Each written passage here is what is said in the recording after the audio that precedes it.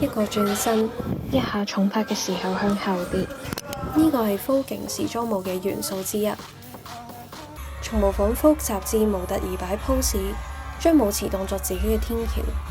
Vogue 呢，除咗有舊風格 Old Way 同新風格 New Way， 好多舞者亦中意展現女性氣質嘅 Vogue fan。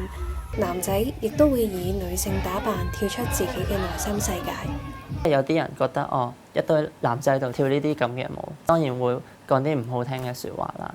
但係我認為入咗 ballroom 經歷一段時間嘅人已經係 look beyond that 咯。我哋已經唔 care 其他人點樣諗。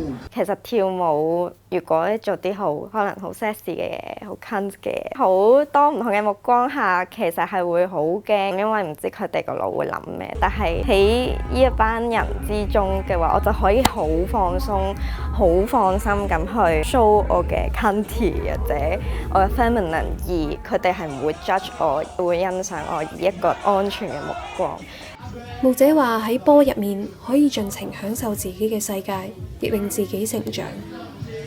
Ballroom 好似一個縮細咗嘅社會咁樣，對我嚟講係啊，同埋 Ballroom 係一個可以話幫我哋去準備自己去進入 real life 或者 society 嘅一個 space。